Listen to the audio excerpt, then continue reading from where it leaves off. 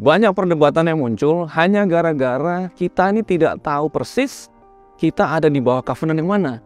Di Alkitab itu yang utama adalah perjanjian yang lama dan yang baru. Tapi sebenarnya ada beberapa.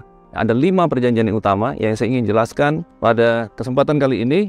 The Covenants, yaitu sebenarnya ada perjanjian Nuh, ya, Noahic, perjanjian Abraham, Abrahamic, perjanjian Musa, Mosaic, perjanjian Daud, Davidic, dan kemudian perjanjian yang baru. 5 perjanjian yang utama. Berdasarkan 3 jenis perjanjian yang saya sudah jelaskan sebelumnya, hampir semuanya ini adalah bersifat Grand Covenant. Dan setiap perjanjian itu selalu mempunyai klausul utama atau teks, dan kemudian ada tokennya. Dan kemudian ada sebuah ritual yang biasanya dibayar dengan darah. Nah, yang pertama, perjanjian Nuh itu bersifat tidak bersyarat karena Tuhan mengatakan, aku tidak akan memukul bumi hingga musnah dengan air bah lagi. Dan kemudian tokennya adalah pelangi. Ya, yang berikutnya adalah Abraham. Dengan Abraham Tuhan memberikan 3 janji, yaitu tanah atau negeri, kemudian keturunan, dan kemudian berkat.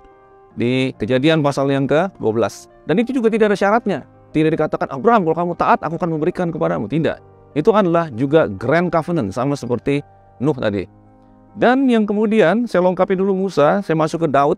Daud di 2 Samuel pasal yang ke-7, Daud mengatakan, Tuhan, aku akan membangun rumah bagimu. Terus Tuhan bilang, no. Aku yang membangun rumah bagimu. Aku yang membangun keturunanmu, dan anakmu akan duduk di tahta sampai selama-lamanya. Berbicara tentang Yesus Kristus yang kemudian akan lahir sebagai keturunan Daud. Nah, jadi Tuhan membuat perjanjian dengan Daud. Itu juga sebuah perjanjian yang tanpa syarat. Kembali sekarang ke Musa. Ya, karena Musa lebih dahulu. Dan Musa ini adalah satu-satunya perjanjian yang bersyarat. Awalnya Tuhan ingin, di Keluaran pasal yang ke-19, Tuhan ingin membuat mereka imamat yang rajani.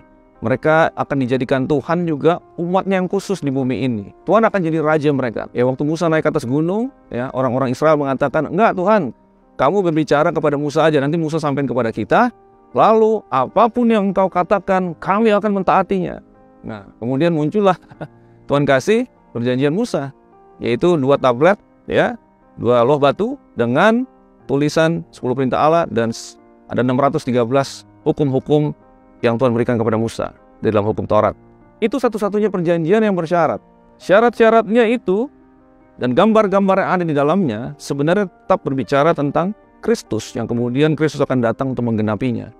Pada saat dia datang naik ke kayu salib, maka itu adalah akhir daripada perjanjian Musa. Jadi kalau kita lihat di sini, the cross, salib ini adalah seperti filter. Kalau kita bawa perjanjian Nuh melewati the cross, maka dia akan lewat. Dia masih berlaku sampai saat ini karena tidak ada syarat. Abraham, berkat Abraham, kita adalah anak Abraham, melewati the cross, masih berlaku sampai saat ini. Juga Daud tentang kerajaan, masih berlaku sampai saat ini. Tetapi Musa dengan segala ritualnya, ya, dengan segala hukum-hukum sipilnya, itu pada saat kita bawa ke kayu salib, dia berhenti di sini. Kristus adalah akhir daripada hukum Taurat Musa. Pada saat kita berbicara tentang realita perjanjian yang baru, ini benar-benar baru. Ini bukan sama dengan yang Musa kemudian di terapi-terapi sedikit, di upgrade sedikit, kemudian dibedakin sedikit. No. Ini benar-benar baru. Jadi kita tidak bisa mengambil teks dari perjanjian lama, yaitu khususnya dari perjanjian dengan Musa, dari hukum Taurat, kemudian menerapkannya di atas pundak orang perjanjian baru yang sudah lahir baru dibayar oleh darah Kristus. Nah, dari kesalahpahaman ini, comot-comot dari sini kemudian dilempar ke sini, after the cross, menimbulkan satu kekacauan pemahaman, menimbulkan satu perdebatan-perdebatan yang sebenarnya bisa diklarifikasi pada saat kita mengerti tentang the covenants ini. Dari sharing-sharing saya berikutnya, nanti saya akan refer kembali kepada video ini sebagai dasar daripada pemahaman kita bersama.